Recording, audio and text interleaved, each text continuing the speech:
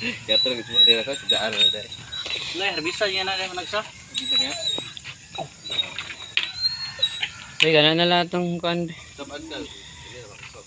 Muna na tayo i-vlog na. Muna na tayo i-vlog.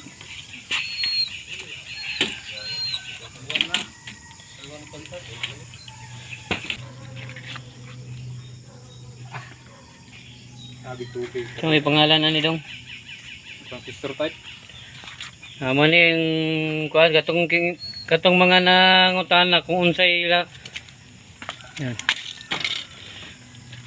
Mo ni nga design transistor type battery. D718. Unsa man ha? Transistor D718. Transistor D718 ang gamit ni Master Dodong. 20 piraso. 20 piraso daw. May isa ba dere ko? Papaisa dito. O money ang kuan gamit. Daw. Dahil una siya transistor 1941. Transistor 1941. 14 pieces. 14 pieces. Muna yung mga gamit, mga gadget ni Master Dodong sa pangunguryente. 3 amperes. 3 amperes. 3 amperes daw ang yahang motor. 3 ampere. Oh. 3 ampere. 3 ampere. Ayan na po mga idol sa mga nagtatanong. Ito na po ang inyong kasagutan. Magkano yung lahat yung kuan, buo? Pagbuo daw. Size. Pero 6K. May tawad pa. City. ayan na mga idol ha. Linaw na linaw, malinaw sa inyo mga idol. Ito na po ang ating mga ginagamit sa pang-araw-araw na pang-oriente. Dalawa yan. Pinagpalit-palit lamang. At ito yung rod niya. No? So, ibininta namin to.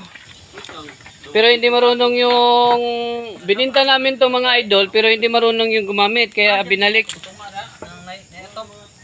Yan ang mga rod. Yan ang mga rod at saka basket. Pwede naman kayong mag-search sa YouTube para makapaggawa kayo ng kuan. Basta yan lang po ang sinabi ni Master Dodong. Maraming binta sa kuno. Marami daw ang binta sa Facebook. Kang Ray Bataanon.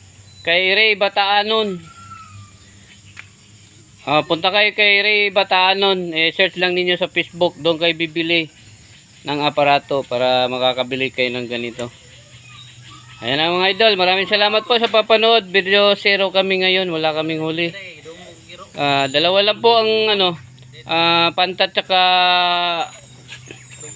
dalag. Isa lang ang huli namin. So wala kaming may umaulam ngayon.